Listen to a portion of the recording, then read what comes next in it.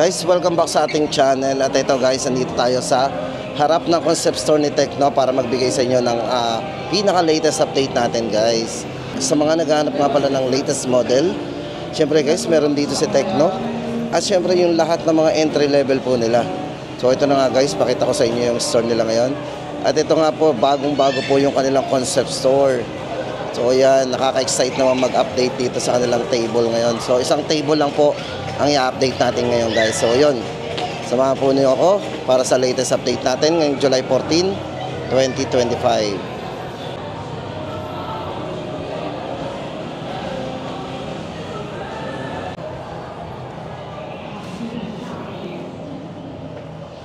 So ito na nga guys ang pinaka-latest update natin. Ang dami nating may update ngayon.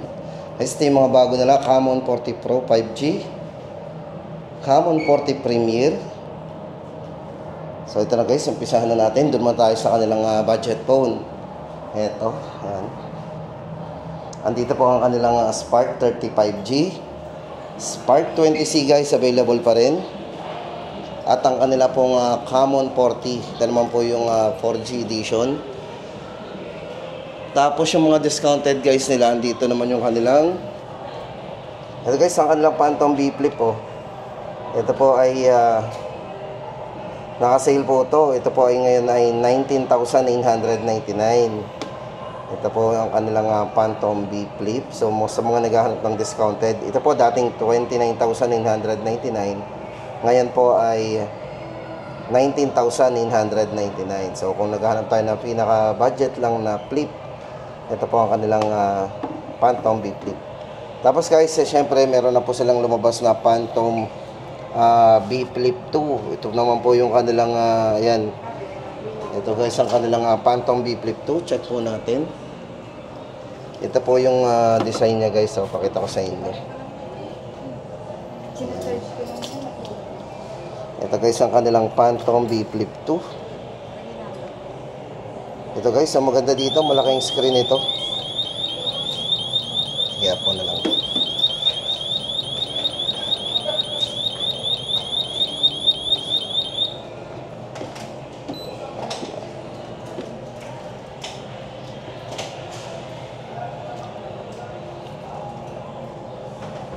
Ito guys, so para po sa size ng screen ito, kapag naka-close po yan, ito po yung naka 3.64 inches. Yung kanyang large screen. Tapos ito naman, yung kanyang large screen guys, ito, bali ang size ng screen ito, pag naka-open, is 6.9 ultra flat. Yan. Kung more on camera tayo, meron po itong 50 megapixel po sa kanyang front camera. Yan, sa mga mahilig mag-selfie, yan, mag-video gamit ang front camera guys, meron siyang malinaw na 50 megapixel po. Yan, front camera. At yung kanyang yan, front shining selfie din, 32 MP. Okay. Guys, para po sa design nito po, ito po yung naka-trendy and compact design. Check nyo po yung design yan. Pagdating po sa charging, si Phantom B Flip 5G ay naka 70 watts ultra charge at meron pa 4,720 mAh battery. Yan, presyo po natin dito po, ito po ay naka 16 GB RAM, 256 GB, 34,999. So ito na guys ang ating latest update sa kanilang Phantom B Flip 2. Siyempre yung latest model po natin. Tapos guys, ito, punta na tayo dito sa katabi. Ito naman ang kanilang Camon 30 series. Andito po ang kanilang Camon 30. Yan po yung 4G edition. At ang kanilang pong Camon 35G naman na may dalawang variant, 16GB 256. At ang isa po ay 16512. So guys, dito muna tayo sa kanilang ito, check po natin ang display nito. Ito po yung Camon 35G. Ito po yung may dalawang variant. So ito yung design guys. Baka ito po yung gusto nating design. Para po sa mga specs nito guys, ito ay merong 70 watts ultra charge. Yan, para sa kanyang ultra charge with 5,000 mAh battery. At meron na rin po itong bypass charging guys para kahit naka-charge yan magdamagan, ginagamit natin, no worry yan. Kasi naka-bypass charging yan. At ang maganda guys dito, kung more on camera tayo, si Camon 35G ay merong 50 megapixel with optical image stabilization sa kanyang main camera. At meron na rin po itong selfie eye tracking camera. So naka 50 megapixel din po ang ano niya na eye tracking selfie camera nito. Then syempre kung processor naman ang pag-uusapan natin, ito yung naka MediaTek Dimensity 7020 5G CPU, IP54, dust and water resistance, at ito po ay sound by Dolby Atmos na rin for surround sound. Ito guys para sa size ng screen, ito nga pala yung naka 6.78 inches, 120Hz na rin po yung kanyang AMOLED display with eye protection screen din po yan. Yan, para po sa presyo guys ng dalawang variant, 16,256, 11,999 at 16,512 po ay 13,999. At para naman po sa 4G edition po ng kanilang Camon 30, 16,256 po natin, ang ating pong presyo doon ay 8,999. Tapos guys, ito, para naman sa kanilang lipat tayo. Ito naman po ang kanilang Camon 30S para po sa ating pinaka-latest update natin. So guys, ako naghahanap kayo dito kay Tecno ng Edge, tapos pinaka-budget lang. So ito pong kanilang Camon 30S. Ayan. Ito po para sa size ng screen guys, ito yung naka 6.78 inches. 120Hz na rin po yung kanyang AMOLED display. At kung more on camera tayo, ito po yung merong 50 megapixel na rin, na merong optical image stabilization sa main camera niya. Yan, 6.78 curved screen po yan. Then pagdating sa processor, ito po yung ginamitan ng G100 high performance processor niya. At syempre for security unlock, on screen fingerprint, on display yan. Para sa presyo po natin, Camon 40S, ito po ay 9,499. So ito guys, para sa presyo ng Camon 40S, 9,499. Ito po yung box niya, no? Tapos guys, ito baka naghahanap pa po tayo ng Camon 30 Pro 5G. Ang kanila pong Camon 30 Pro 5G para po sa ating latest update. Ito guys, ang hawak lang natin is dummy phone. Pero syempre, bigyan ko na rin po kayo ng specs and parameters nito. So, syempre guys, kung more on camera tayo, maganda dito kay Camon 30 Pro 5G. Ito po yung ginamitan ng Sony IMX890 camera sensor. 50 megapixel po para sa kanyang main camera with optical image stabilization. At naka 4K po ang resolution nito at 60 frame per seconds. Portrait video at syempre MediaTek Dimensity A200 Ultimate 5G processor ang ginamit dito. At pagdating sa charging, naka 70 watts ultra charge with 5,000 mAh battery. Camon 30 Pro para po sa presyo natin dyan. Magkano Camon 30 Pro? Ayan, para po sa presyo guys, 15,999. Ayan. Tapos guys, ito lipat na tayo sa kanilang iba pang mga model. Ito guys, sa mga nagtatanong nga pala guys ng ating yung bago po nila ngayon, ang kanilang Spark Go 2. Ito po yung kanilang Spark Go 2. Check po natin ang design. Yan, dalawang camera na lang po. Tapos guys, ito pagdating sa screen refresh rate, ito pong si Spark Go 2 ay naka 120Hz, naka 6.67 inches para sa kanyang smooth display. Ayan. Tapos ito guys, maganda dito meron po itong free link, free call without signal. Ayan, ito po yung bago sa kanya. Then pagdating po sa network, ito po ay naka 4.5G fast network. At pwede po natin itong gamitin remote control. Gamit po ang infrared remote control. At pagdating sa speaker, naka dual speakers po to. Dual speakers, full screen, big volume. At meron na rin 13 megapixel po pagdating sa kanyang main camera. Yan, ito po ay merong 5,000 mAh large battery at fast charging naka 15 watts po ang kanila pong Spark Go 2. Yan guys, sa mga naghahanap po ng latest model IP64 na rin nga pala guys, dust and water resistance po ang kanila pong latest model na Spark Go 2. Magkano to? Isa lang variant? Anong variant to? Ayan. Guys, itong hawak natin, ito yung naka 3GB RAM 64 o merong maximum RAM na 6GB RAM 64. Bali, ang price po nito ay 3,299. Yan, Spark Go 2, 3,299. Tapos guys, ito, lipat na tayo sa kanilang Camon 40 ulit tayo. Ay, ito, unahin muna natin itong naka-sale guys. Ang kanila pong Spark 20C. Ayan. Baka namimiss po natin ang design nito. Ito guys, 128 na rin ang internal storage ito. Naka dual stereo speakers. Yan si Spark 20C. 128 po guys to. At then pagdating sa volume, ito po yung mayroong 400% volume. Volume up. Dual stereo speakers. 5,000 mAh battery at naka 18 watts fast charge po yan. Very handy kasi naka 6.6 inches. 90 Hz refresh rate pagdating sa screen. Yan, para po sa presyo guys, 128 po nito. 4,599 o 4,599 Spark 20C. Tapos ang kanila pong Spark 30 5G naman guys. Ito guys, bali ang variant po ng kanilang Spark 30 5G ay 16256, naka 16 GB RAM 256. Ang chipset po na ginamit dito guys, yan guys, ito bali ito yung naka MediaTek Dimensity 6300 5G processor. Yan, kung naghahanap po tayo ng pinakamurang 5G guys, dito kay Tecno, ito po ang kanilang Spark 30 5G.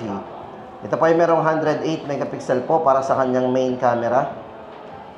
Ayan. Tapos guys, ito hindi lang yan naka 120 Hz na rin po yung kanyang screen refresh rate. Size ng screen, naka 6.67 inches.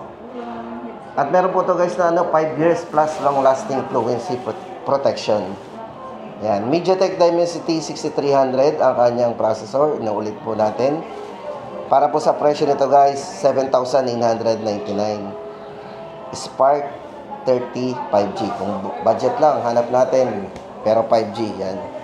7,999. Tapos guys, ang kanila na mga budget phone pa rin. Ito ang kanilang Spark Go 1 na maraming variants. Marami tayong pwedeng pagpilian dito guys Ito po mga variants nila na mayroong 4 na variants. Ang kanila pong Spark Go 1, ito po yung black. Ito po ang kanilang white. Yan. Guys, pagdating sa kanyang charging, naka 15 watts, fast charging with 5,000 mAh battery. 6.67 inches, 120 Hz na rin po yung kanyang smooth display. Wet and oil hand touch control. Kahit basa po yan, magpa-function ang screen. IP54 dust and water resistance. Dual stereo speakers with DTS sound system. Yan. Guys, ito para sa variant po ito. 6 GB 128. 3,999. 6 GB RAM 64. 3,499. At 8 GB RAM 128. 4,199. Then meron din siyang 8 GB RAM 64. 3,699. Guys, tandaan natin, Spark Go 1. Kung naghahanap po tayo ng budget lang. Tapos guys, lipat naman tayo sa kanilang Common 40 naman. Dito naman tayo sa kanilang Common 40. Ito po yung 4G edition po ng kanilang Common 40 series. Ito po si Common 40. Yan, bali guys, ito naka 16 GB RAM din to. 256 GB internal storage. Kung front camera tayo, ginamitan po ang camera to ng Sony Ultra Clear main camera. At meron po siyang Sony LYT 700C. So, napakalinaw din po ng camera na to. Check natin. May wide angle na rin. Pagdating sa video guys, ito ay meron na rin smooth video. So, naka 60 FPS po yan. Check po natin. Yun yung kanyang resolution. O, diba? Meron po tayong smooth video. Kasi ito, pagdating sa screen refresh rate, ito po yung naka 120 Hz na rin. Screen refresh rate. Ultra bright AMOLED screen. IP66 dust and water resistance na rin. Yung mga splash na tubig. Safe. Then guys, ito, meron na rin malaking battery Meron siyang 5,200 mAh battery. At naka 45 watts fast charging na din. Yan. Common 40, 9,999. Tapos ang kanila pong Common 40 Pro naman. Ito po yung may dalawang variants guys ang kanilang Common 40 Pro. Ito po yung naka 3D curve. 3D curve AMOLED display o AMOLED screen with 144 Hz po ang kanyang screen refresh rate. 144 po ang screen refresh rate at may mataas na IP rating po to guys Meron siyang IP68 and IP69. Accidentally submerged sa tubig to up to 2.5 meters for 30 minutes. Makakasurvive po yan. So medyo kahawig po talaga siya ng S21 Ultra. Yan. Pagdating sa processor, ito po ginamitan ng MediaTek Dimensity 7300 Ultimate 5G processor. Yan. Sony, ulitin po natin guys, ang ginamit na camera dito is Sony Ultra Clear main camera with LYT700C. Para po sa dalawang variants ito guys, 256 po nito na 16256, 12,999 at 24GB RAM 256, 14,999. Yan. Camon 40 Pro 5G. Tapos ang kanila pong Camon 40 Premier 5G din po to. Guys, ito naka MediaTek Dimensity A350 naman. So mataas po ang processor na ginamit dito. Tama-tama sa mga mahilig maglaro ng PUBG. Guys, ito pag naglaro tayo dito ng 5G, ang maganda dito, naka 120 FPS po yan. So napaka-smooth ng ating paglalaro dito. Then pagdating sa main camera, ginamitan po to ng Sony camera, ultra clear main camera na naka LYT701 sensor. At yung refresh rate po ng screen ito, 144Hz na din. 1.5K resolution, naka AMOLED display. Yan, IP68 and IP69 din. And guys, maganda dito kay Camon 40 Premier 5G ay naka 6 year po ang long lasting fluency protection nito. Sound by Dolby Atmos na rin. Yan, presyo po natin 21,999.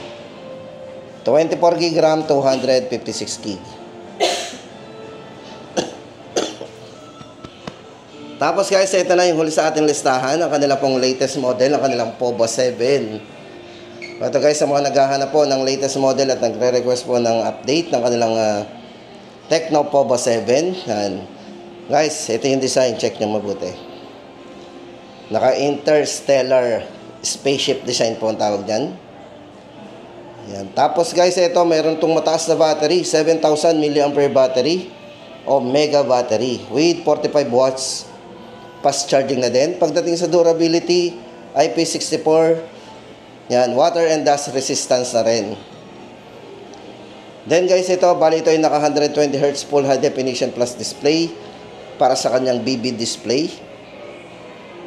Sa mga mahilig maglaro guys, Hyper Gaming Engine, Magic Voice, Game Space and Game Assistance, meron po ito. Pero guys, maganda dito, very affordable 16GB RAM, 256 po nito, 7,999. Tecno POVA 7. Ayan. So ayan na guys ang ating pinaka-latest update dito kay Tecno ngayong July 14, 2025. Sana guys, nakatulong tayo. Pakishare na lang po ng ating video kung gusto po natin ng ganitong klaseng mga update.